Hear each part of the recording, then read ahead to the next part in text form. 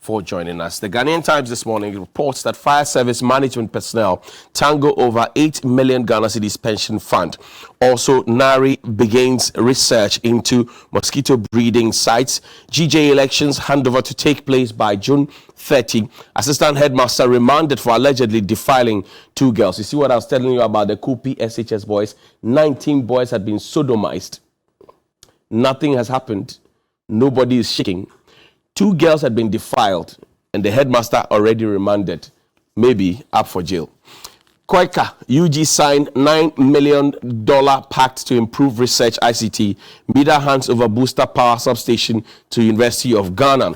The Business Finder, Labour Front and Ease worrying. Alex Frimpong, CEO of GA, says government organized labour must dialogue. New substation for UGMC surrounding communities thanks to MEDA, and GCB Bank takes steps to control non-performing loans. The Anchor, Togbi Sri III, Ephraim Agbeko, Wadagu, the new Duto, Wenya III, and Confidence Hogan, the new Mamaga Abui Bwekpo II. Fresh chieftaincy clashes brewing in Anglo after installation of new king and queen. Government fight against Galamsey on course. South Africa, Sudan, and others under steady Ghana. Minerals Commission clears Electrochem Ghana Limited, and Interior Minister cautions city response team recruits. Also, the business analyst Austin Game warns against neutrality allowance, says Ghana faces increased inflationary pressures. Concrete steps needed to expand production, Deputy Governor of Bank of Ghana asserts. The Daily Guide, free cocoa beverages for basic schools, say they don't have textbooks. Government outdoors austerity measures. Berger MP fights injunction. And what do we have here? NDC not better managers, according to Yabwabia Samoa. No COVID-19 case on admission. The national roaming nears fruition as MTN and Vodafone sign agreement. Mr. Dadevo there with Patience Obunai of the Vodafone Ghana Limited. Financial stocks to drive stock market to 12% profitability. Data Bank research. Societe General supports local artists with over 200,000. Quest for sustainable government growth.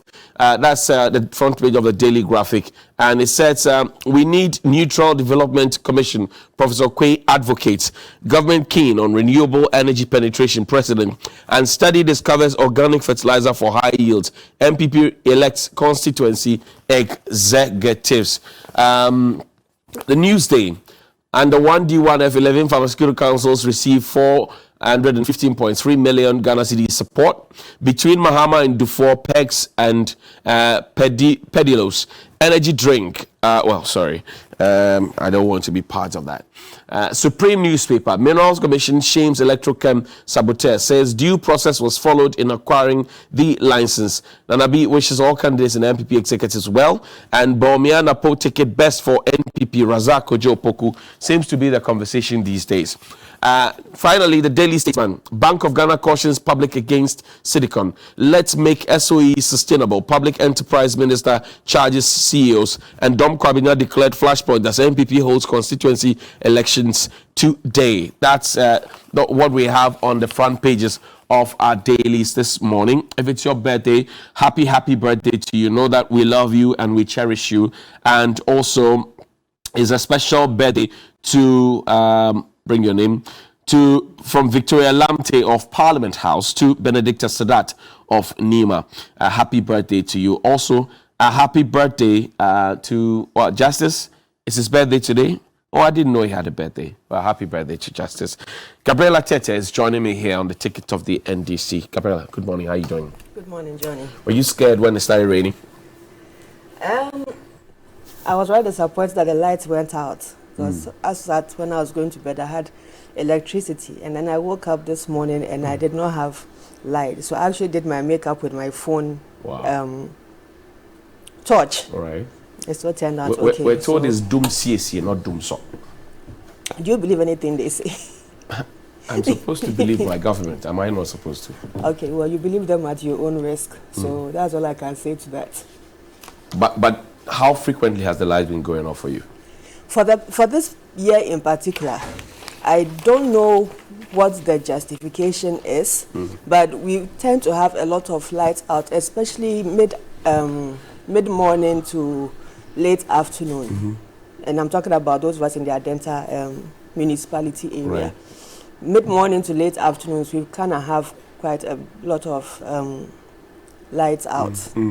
But this particular one, I think, was as a result of the rain. Okay. I'm yet to understand why the lights go out, even at the slightest drizzle. Are our transformers programmed to go off at the slightest drizzle? Because yesterday's rain wasn't that heavy. I mean, it was prolonged. Right. But it wasn't, I won't call it heavy That's rains That's to right. trigger lights out. But well, in this Akufo-Addo government, anything is possible. So, how for do? I see. Well, let's go straight to the Momo conversation. It's set to be implemented by the 1st of May, even though there's an interlocutory injunction by 3 members of parliament on the side of the NDC. Honorable Arun Idris, Honorable Mahama Yarega, and Honorable Okujetu Ablako have taken the matter to court. The court has granted them the injunction. However, we have been told that the implementation will go on anyway. The case is due for court on the 4th of May, I think. Well, now, let me pull up the screenshot for me quickly, and then let's have the conversation. And then maybe we can also listen to Mr. Ken Ofori-Atta first, and then we can get into the conversation, because another member of parliament, maybe 2, have also sent me the same messages. Yes, that's it. It says, dear, of course, customer, in lieu of the name, we wish to notify you that the E-Levy charge takes effect from Sunday, May 1, 2022. Kindly note that the E-Levy applies to electronic money transfers, including wallet-to-wallet and bank-to-wallet transactions. Kindly visit that's a bank to learn more. Thank you very much. And I'm sure many people who save with that bank also got that. I don't know if other banks also sent messages. Have you gotten anything like that? And are you surprised that we're getting, wallet to bank account and wallet to wallet deductions? Because we're told expressly that they were not part of the categories. I think this bank is Absa Bank, isn't it? Okay. Because I do have an old account with Absa, and I think so you got a message. I got the message. But again, just as we're having the earlier conversation about the dishonesty of Akufo-Addo's and Vice President Bawumia's administration, they tell you one thing and then they just go ahead and do something else. The finance minister, I remember very well at the Meet the Press when they were trying to convince the town hall meetings, when they're trying to convince the people of Ghana about the adoption of the E-Levy. They did mention that bank to wallet transfers, same transfers, was not included. That's right. But it turns out that, well, it's part of it. But from the very onset of the levy, at the time when they're designing the policy, for whatever reason, I figured that they were going to charge it from the banks to the wallet because it's the digital tax. Right. And it's going to cut across. That was what Mr. Ofori-Atta announced on the 17th of November in Parliament.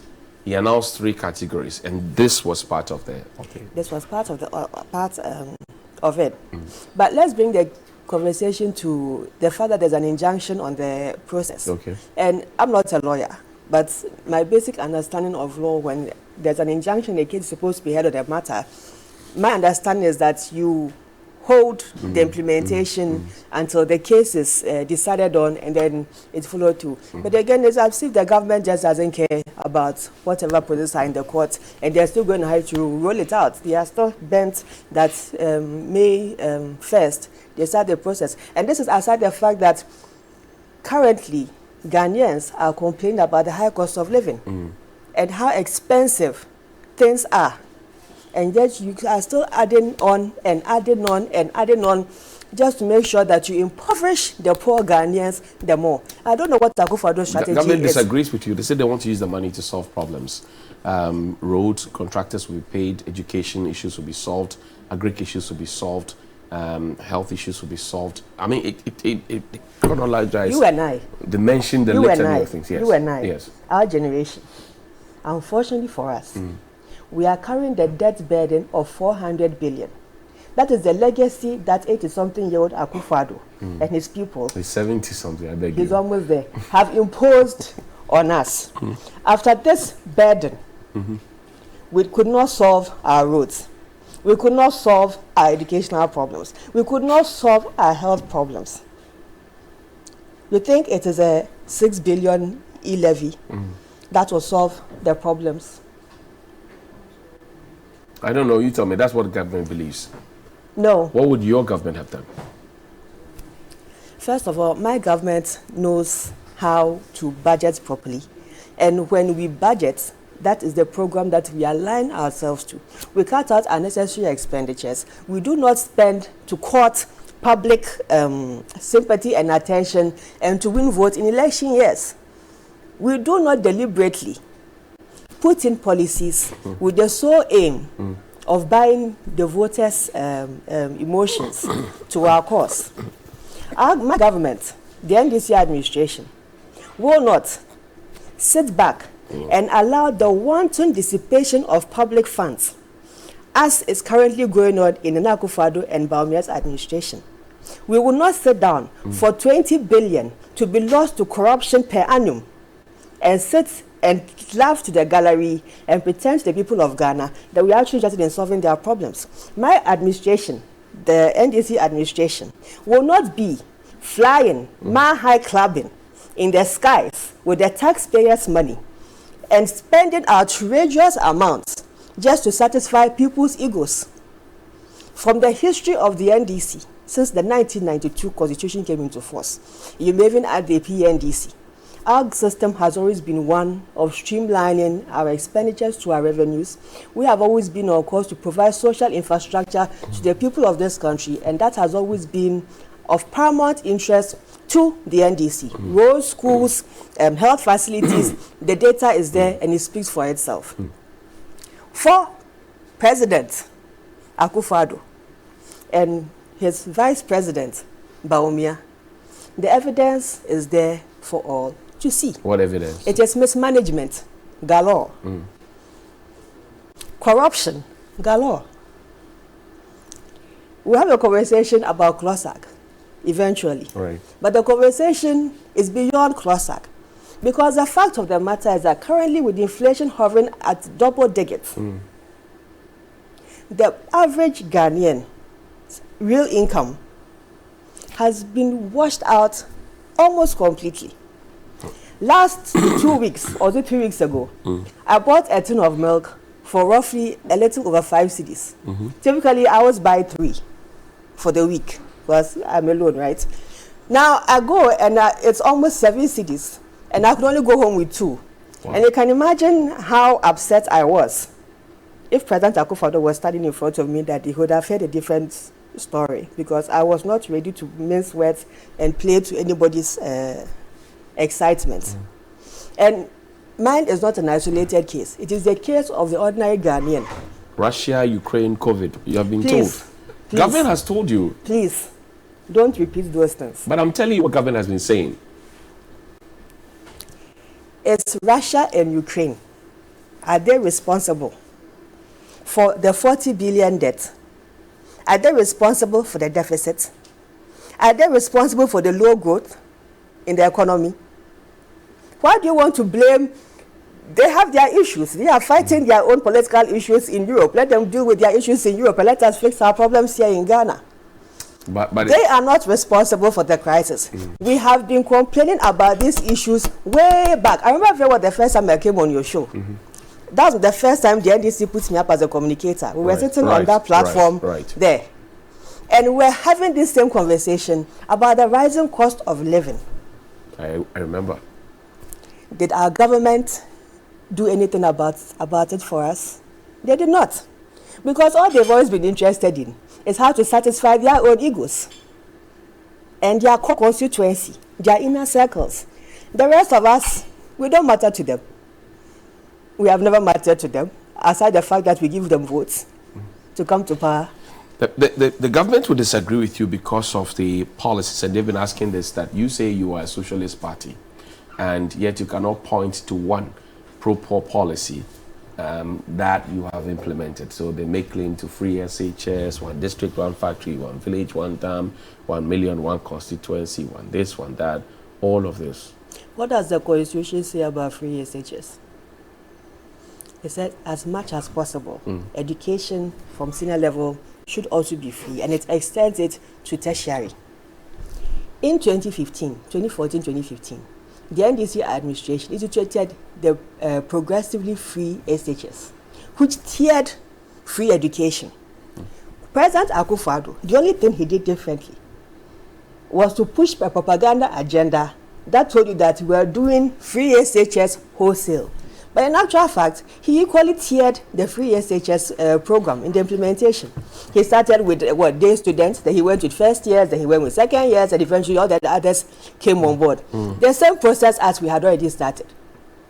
President Akufo-Addo merely came to complete an NDC agenda. But their party is much better at pushing propaganda and rhetorics. And so unfortunately, the Ghanaian bought into the argument and the conversation that they started free SHS. It started even long before President Akufo-Addo. I see. On pro-poor policies, you see, the NDC's agenda of pro-poor policies is not distributing money. That is not how NDC does pro-poor policies. You come and you meet water infrastructure at 57%. Water is a necessity in life. So your intervention is, let us invest a lot of money, 2 billion, into the water sector. Make sure that communities that do not have water, especially urban communities, it was under NDC administration that we, the people of Adenta and up to Dodua, got access to water. Because all along we were buying from these little water tankers. Okay. And it wasn't in isolation. Hold on for me. Let's connect on the phone line with Charles Onyawantu Bisu. He is the regional secretary of the Western Regional MPP. Charles, welcome. Good morning. Good morning. How are you? I'm alive and well, greater than Accra.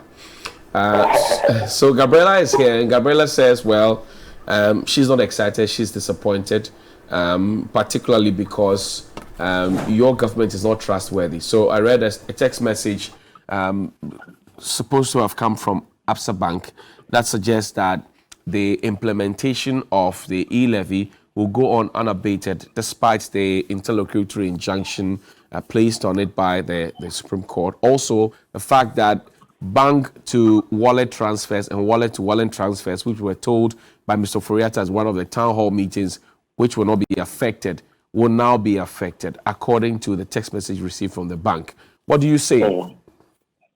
Okay. Good morning to your listeners, and good morning to Gabriela. I mean, if we're talking about trustworthiness, I mean, I believe that the opposite is also, I mean, or near synonym. I mean, then we're talking about goodwill. Sorry. Now, we are situated on the two political parties, MPP, MDC, and you'd realize that if we're talking about trustworthiness and goodwill, MPP has it. We have been consistent with Ghanaians, and from 2008, when, for example, free SHS that I heard you talking about was stated in our manifesto. 2012, it was in the 2016. Whereas the NDC in 2008 said we wanted premium in the NHIS, and then 2012 they voted into power. They couldn't do it. And then 2012, they changed the manifesto. 2016, it was changed. And 2020, they said they have to go to the people to actually help them put a manifesto together. Yes, every political party consults into actually putting a manifesto together, but there are different ways of doing it, but there has to be consistency. Now, to the E-Levy, I have to look at the nitty-gritty of what they say, but then after it is passed, I know that it goes through the appropriation stage, and then the fine details are added onto it. So the Absa Bank sending this to you, I haven't actually consulted, so I'll not speak to you. But Charles, we're going on with the implementation by first May. We've been told that by the finance minister when Sona was read, he reiterated that to us, the press, on the corridors of Parliament. We've been told by the GRA that by first May it will happen. And specifically before that, the finance minister had mentioned that wallet to wallet transfer. So you have money in your wallet on, say, your Vodafone. You want to move it onto your MTN. That transaction will not be affected. Again, if you are paid at your bank and then you want to pull it onto your Momo account, you will not be charged. But per that text message, all those transactions are included. And that's not the deal that we had with Ghanaians to if you will, tone down their anxiety and all of that. Okay. So yes, I mean, 1st of May. I mean, we all know that it's going ahead. Even though a writ has been filed for an injunction at the court, but then I still know that the 1st of May is coming on that we've all agreed to go forward with. But then you see, after the finance minister actually outlined how it is going to be, and then after this morning has come out with it, I will not even delve into it. I would actually try and get to the finance ministry or GRA and find out the details. It's a text message. I don't know if it's an official statement that is coming from AFSA. But Johnny, you're talking about the E-Levy. Gabriela is talking about trustworthiness, and I think she's actually trying to expand on how judiciously these funds will be used. I share the same sentiment because in 2024 we'll be going down to campaign. If the money is collected and we not use it judiciously, then we have failed as a government. And so the energy and everything that went into it, how long did it take for us to actually implement it? It went, to pass the bill since December, and we've been struggling. The NDC didn't want it to come to fruition and all that, and eventually it was passed. So for us, if we go through it the hard way and get it, and the way that Ghanaians, the NDC made a caricature of it, it will be bad on our side if we not use the funds judiciously. And I know previously we've done things that we've said that we will do. We've been consistent with Ghanaians. So I know I share her sentiment that I don't think she should be worried at all, because the New Patriotic Party government has always been consistent with Ghanaians. And the money will be used judiciously, because I am tasking my government as well that we must use it. If it's youth and agri, whatever we say we're going to use it for must be used, because I can then pick up a document and go out there and say, yes, we said this, and because of that we have goodwill. So voters maintain us in power. So I agree with her. Yeah, so Charles, you have a law background. If there is an interlocutory injunction on a subject matter, do you still go ahead to implement the matters and to act as if the injunction does not exist? That is a court granted, and has somebody been served? I do not know, because who were they 72? Who were actually stated in the written and all that the person that person must receive it, you see. And so I'm not in the position to say whether the court has granted it yet. I knew something was going to be filed. That's one. Two, did the court grant it? And three, the persons who were actually named in the defendants, have they been served? That's what the questions we should ask. Well, Charles, so this has been in the news. I'm just trying to play the devil's advocate. This has been in the news. The Attorney General himself has been in the news.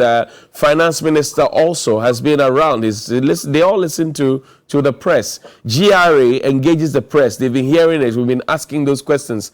Are you suggesting to me that because... That's an interlocutory injunction? That's right. Yeah, but by law, the person has to be served and all that, but anybody, we have a lot of media houses out there. Anybody can publish anything. I'm not saying that they are not being truthful, but whoever the defendants have to be served. If the defendants were served and actually went on ahead and then implemented it, then that will be contempt of court, isn't it? So I've asked three questions. First, was it granted? Two, were the defendants who have mentioned it stated in there, have they been served? If they have, then we are having a conversation. But as I speak, I do not have information on that. I know that 1st of May it will be implemented, and I, like Gabriela is saying, I agree with her. But then maybe she's coming from the NDC side, so she's talking about goodwill and then trustworthiness.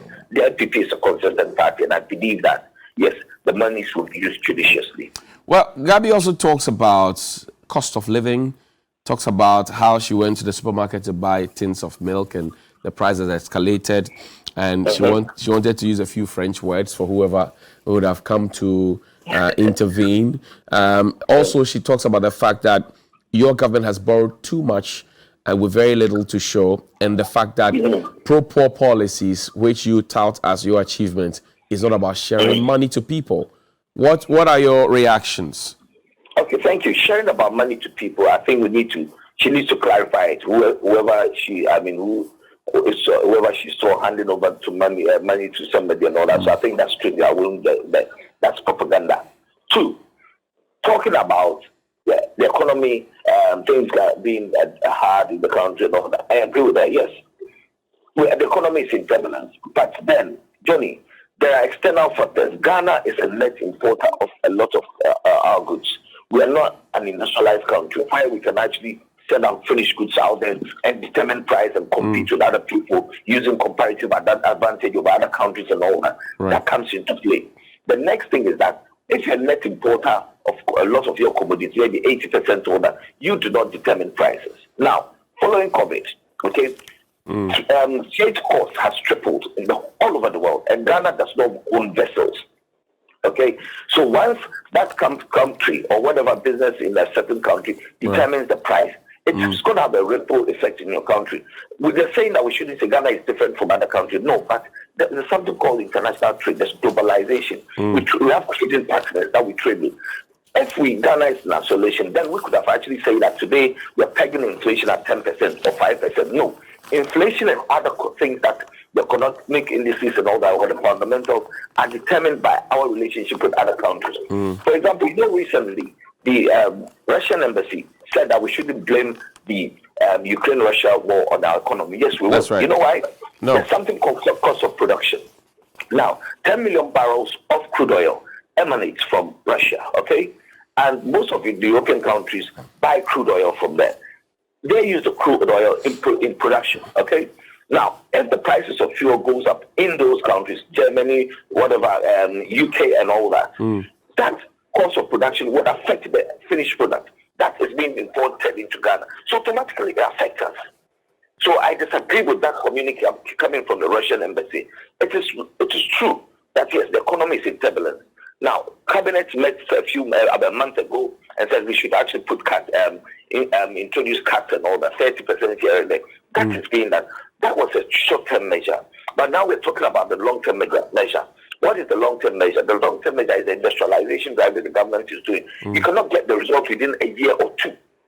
Industrialization started in a lot of countries. The United Kingdom, Russia, they started years back when we actually practicing the Ghanaian economy. But now we have decided to go industrial as an industrialized country. So gradually we'll get there. So Charles, sorry, Gabi says that before COVID, before Russia, Ukraine, we were already in a bad state. Our economy was down, and they've been complaining. You did nothing about it, so you're just trying to find blame where there's no blame. No, you see, that was a projection. The World Bank, and maybe she's referring to the World Bank for that already. The economy wasn't looking good before COVID. Now, in the same economy, Ghana was the fastest recipient of foreign direct investment. Okay? Foreign direct investment also brings revenue into your country and all that. So if that has come, without COVID and foreign direct investment increase, that would have had a positive effect on the economy. So all these things are projections. Within that COVID period, the country for 9 months, salaries were being paid. There was no production. Free SH was going on. All the things that the government said would be done were actually ongoing whilst most of us were at home. So you need to look at that. So immediately, the economy will be in recess. And it's not just Ghana, it's across the world. So it's up to you to recalibrate your economy and say that, okay, this is where we are. So not into factory settles, but recalibrate. It's only with the NDC that when they take over power and an MPP comes in, we actually have to put the economy into factory settles.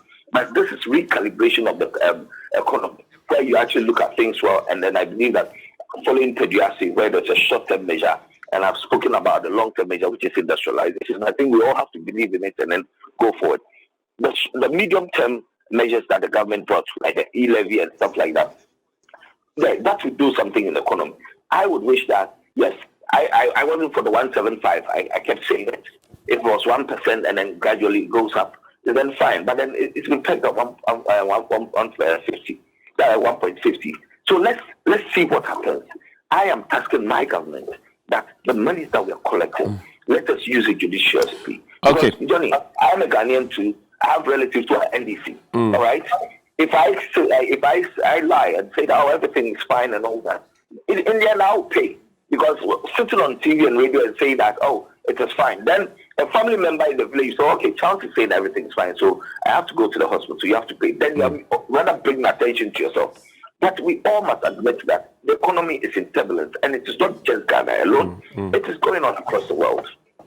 Well, Charles, my final question to you is this. The deductions of 30% of salaries of members of the executive and appointees of the executive. I saw a letter from the Chief of Staff Office that it will also begin on the 1st of May. But I've asked a standing question. Where are we putting the money? Because you know that if you put it in the consolidated funds, it's like a drop in the ocean. It will get missing. So wouldn't the government, or shouldn't the government rather set up a special account that we can follow the money, monitor what projects you would use it for, and then applaud you when necessary? I mean, Johnny, I am not an economist. I mean, the decision has been made, you see. I do not know how would the accounts, because, normally I do not answer questions that I do not have information on. Now, but I will give you an example. I think during a few months ago, years ago, again, our salaries were cut by 50%. And that was done for 3 months or so. But where were those monies put, and for what purpose? That's the question people are asking on the streets. It's very easy. Well, this question I'm not able to answer. I know that wherever my money comes from, it comes from Controller and Accounts Department. That's right. So you're the journalist. I would wish that you. Well, but you see, Charles, this habit of politicians always saying, "Oh, you are the journalist. You are the journalist." You want me to applaud you for saying that you are cutting 30% of your salaries, but you are not showing me where you're putting the money. So in my house, if I decide with my wife and my family to cut down on certain expenditure, we will buy a small piggy box and drop all our coins in there. So at the end of the month or the year when we pour it, we can count it and say, we want to buy a fridge with it. In your case, you are telling us that you are cutting the salaries. You are already not telling us where the monies are going or what you're going to use the monies for. And you expect us to applaud you. How do we go chasing shadows? Yeah, Johnny, my salary was 50% of my salary was taken away from me. Okay. Now, we have institutions. We are the fourth estate of the realm. I've said that this is what happened a few years ago. You have every right, this right to information bill and all that. You can actually trigger that and then ask these questions. I cannot go to the, yes, I'm a citizen. I can ask the Controller and Accountant Department as to where the money went and all that. I'll be a member of the government. I can also go and then verify. But as I speak, I do not have that information, and I will not say anything and then come back later and say I am sorry. I see. So Charles, the fact is that the money was taken away. So applying it to this 30%, there's still some goodwill there. I can't fault your hope and trust, but I'm saying that when your 50% salary was deducted for 3 months or so, did you ask what it was used for? If somebody else was getting it in their account or something? No, because I have confidence in the system, and I knew that once it's being taken, it's taken for a good cause. It could go to a Controller and Accountant General. They do the calculations and all, and that's their job. It's not my job to go to them and ask them what they do. But then, being a member of the government and a member of the ruling government, if you ask me to go and find out, I will. But I do not have the information now, and I'll not speak to it. Charles, thank you very much indeed. Charles Bisu is the Regional Secretary of the Western Regional MPP. Join us via phone.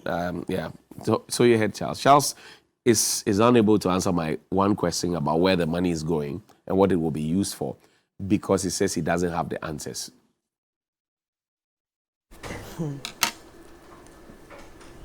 Let me correct a few things he said.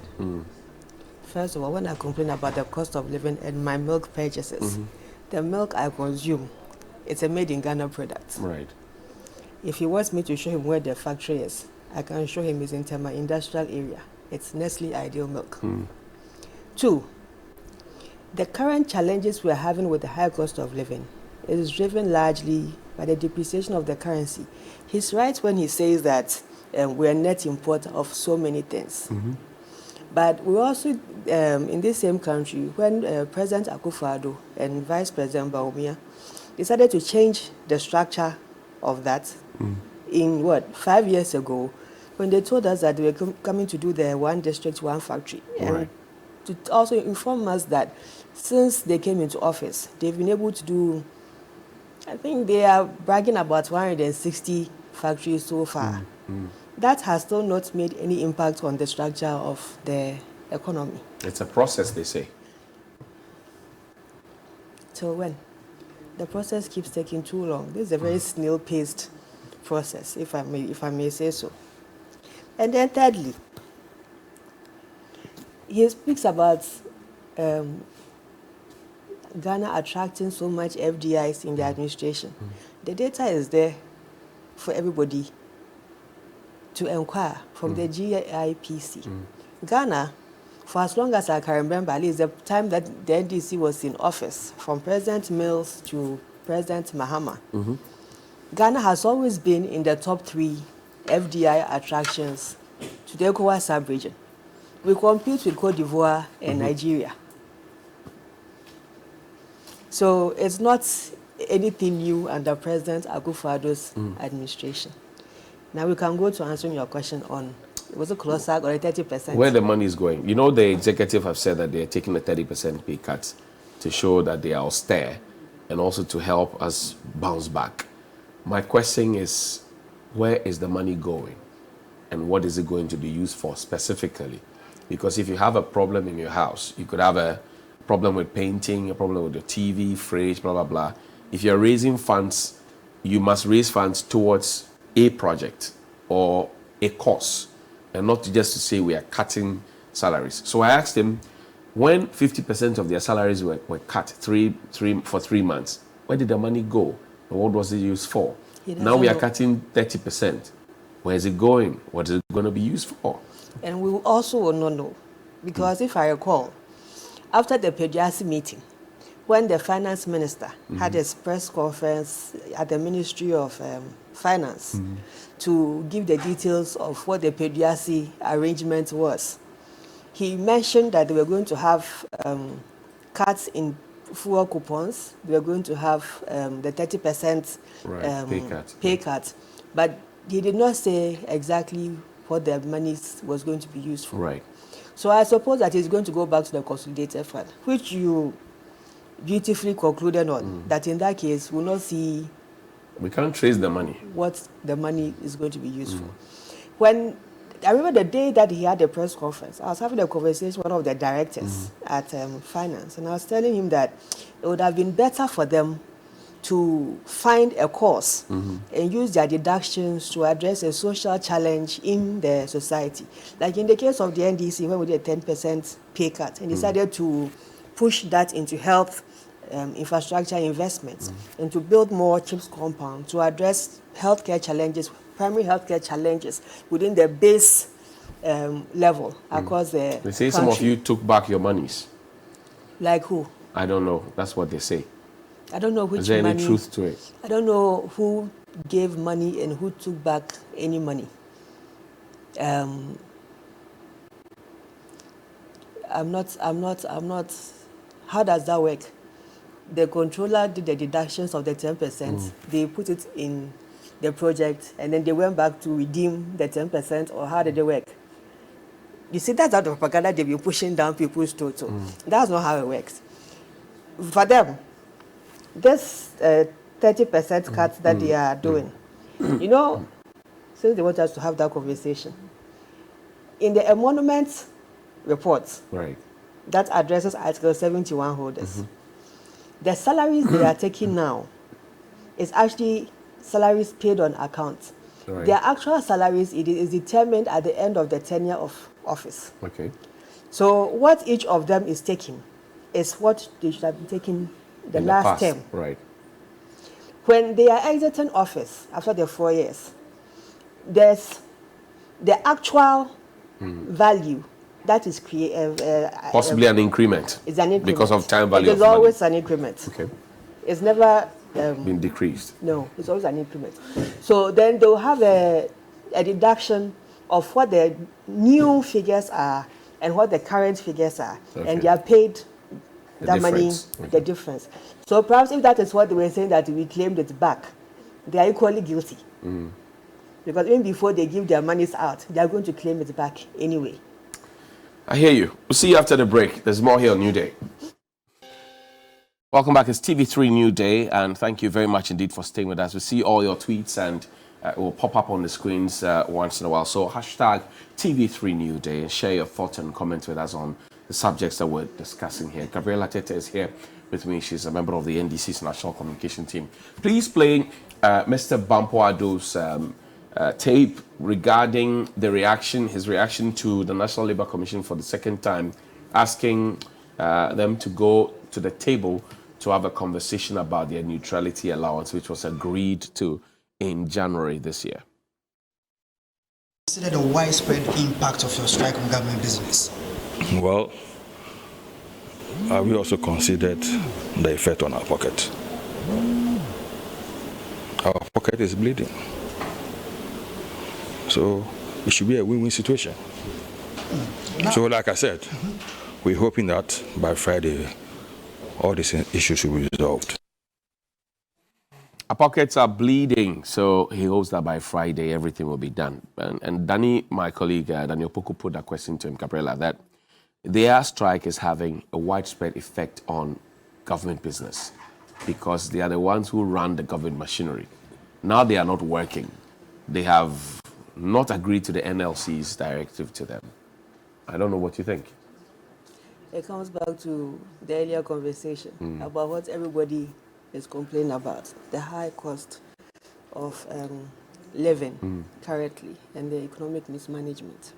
I mean, as a social democratic party, we have a very strong relationship with Labour for many years, since the time of former President Rawlings. And we've always had a very mutual and cordial relationship. Right. Issues concerning labour, employment, pension funds, again, are very important interest to the NDC. And we do agree that the wage structure, especially the pay levels of the civil servants in particular, it's, I don't want to use the word is disturbing, but when you look at the bigger public sector space, they are the least paid, Right. to be very honest with you. Right. You go into the civil service pay policy, some of them are earning as low as 400, 500, which is at the barest minimum, what minimum wage ought to be. You go into the public services, and they have some of the most pleasant pay policies. And then, of course, you have the Article 71 holders also. In the minds of the framers of the single spine pay policy, I think the idea was to have all these three arms migrated onto one tree, spine, sort of. And then you have a few adjustments depending on what office you hold. But that initial foundation, unfortunately, could not be achieved. And so you have a situation where you have so many labor unions negotiating through fair wages to have certain emoluments granted them. Right. And Civil Service Association is also just one of the many unions that is trying to find, quote unquote, their level that can take them home. Right. So we agree with them, we sympathize with them, and we believe in their cause. The neutrality allowance. You remember, I think it was in January that they went on strike. Right. And government agreed to give them the neutrality allowance to get them to go back to work. Right. But what they were actually agitating for was the 2019 new pay structure policy that they want implemented. And that is also at the heart of this current strike. But the neutrality allowance, what was agreed that in the interim, this is what we'll give you. Yeah. First of all, the name neutrality allowance was a big mistake. Do you think that government put this And out at there the heart of this, like that to cause some disaffection for CLOSAC? But you see, CLOSAC is the machinery that the political government runs on. So if you caught public outcry, resentment against them, you've shot your own self in the foot. Without them, you can't do anything. They run the ministries from the chief director all the way down to director 2B and all the other officers. So if they don't go to work, your government machinery comes to a halt. I heard this morning on the radio one very prominent Ghanaian suggesting that they should let the military come and take over, and then they can sack them. And then Process Day, is that him? Go ahead. How many people are in the civil service, and how many people are in the military? You honestly think you can swap and bring military into the civil service and they can do what exactly? The procedures of their administrative works are different. You have more people in the field in the military than in the administration. That's right. And if you go and bring field operatives into administrative setup, you are rather going to collapse the economy and the whole country. That was a very, I'm very sorry he's old and everything, but that was a very not correct analogy to make. The bottom line is the single spine pay policy ought to be reviewed holistically. Migrate all three structures onto the single spine as was originally intended, and that includes Article 71 holders, to bring conformity and uniformity. When the civil servant who has been serving this country for 20-something years has 10 years to go into retirement and still cannot even boast of a car that he has bought through loan, but he looks at an Article 71 holder who in 4 years can afford a car and a house on his emolument and his gratuity. Where is fairness? And somebody will look at me and think, but I'm supposed to be a politician. Right. I started my public career as a public servant. Okay, so you I was there understand for the about nuances. 12 years. Right. So I feel what they feel, and I know what they feel.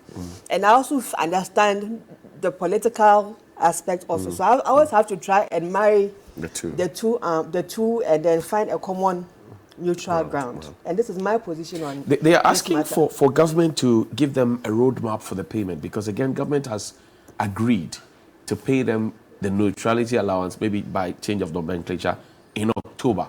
But they're asking for a roadmap before they go back.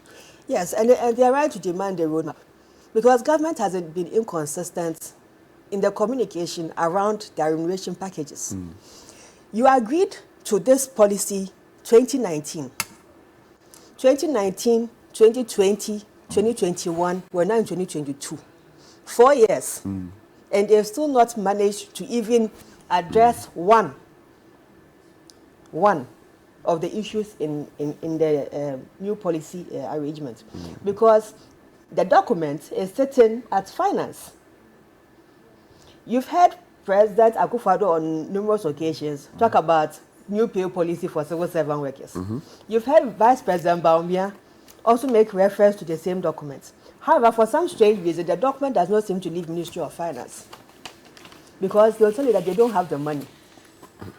But they have the money for other useless, frivolous things. Like flying jets. But that's not useless. The president has to do official duties.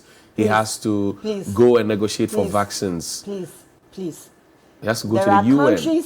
There are countries which are richer than us, whose president even fly economy. It is this attitude of our president, who I don't know why he thinks that he's some royalty that we must come and give certain privileges to. I, Gabriella, for one, I am not a fan of that lifestyle. And it's not something that I want to even encourage any president to do. I'm a very simple person. I'm not into material stuff. And so that kind of thing I find offensive, especially when it is the taxpayer who is paying it.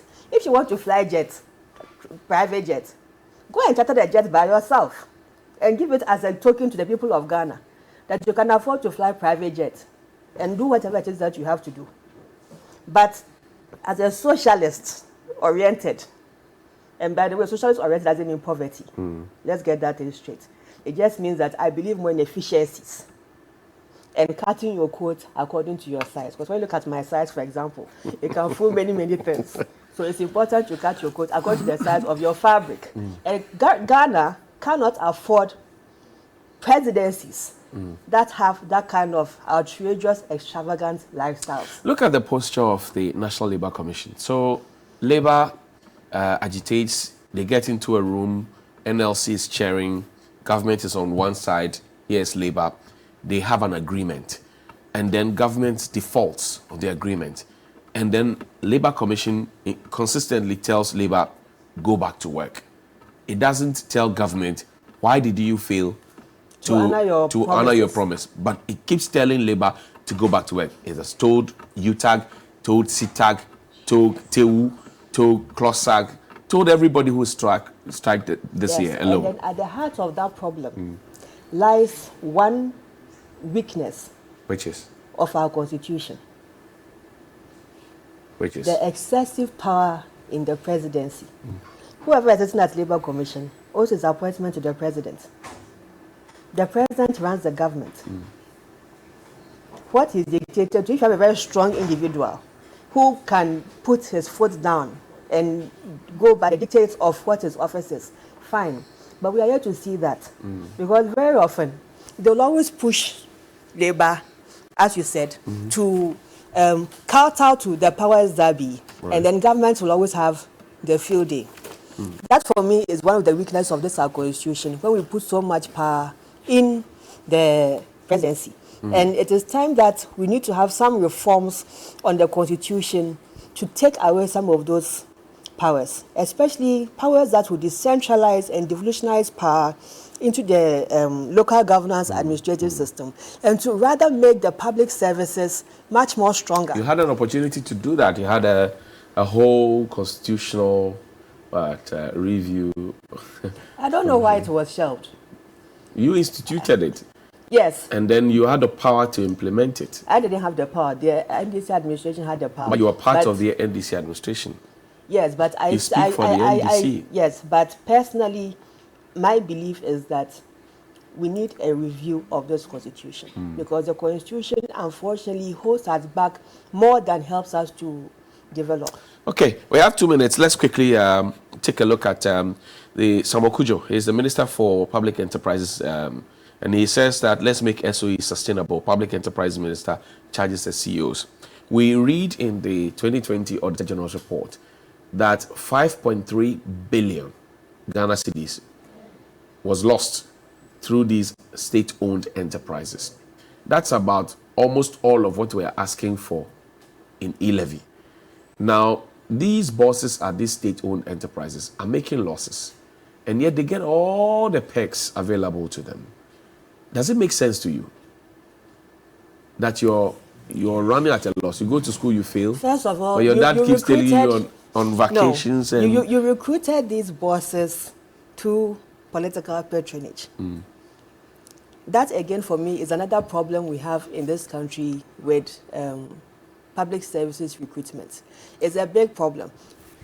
Challenges even with CLOSAG and efficiency and productivity in the public sector is tied to this issue of political patronage. Now, you have governing boards that are constituted by people who, unfortunately, many of them know next to nothing about the enterprises that they've been sent to serve as board members on. Some of the people you've recruited as head of these agencies have no experience in running any business, not even a blue kiosk. But that's not fair to them. No, I'm being honest. I must speak the truth.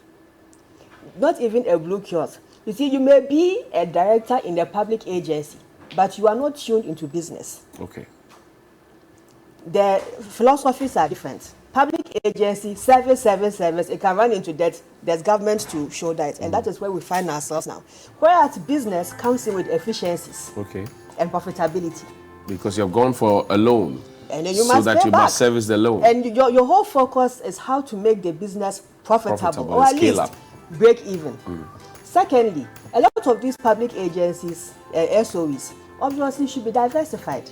The ones that are not of critical importance, find private injection into those businesses and give them to private sector to run those businesses.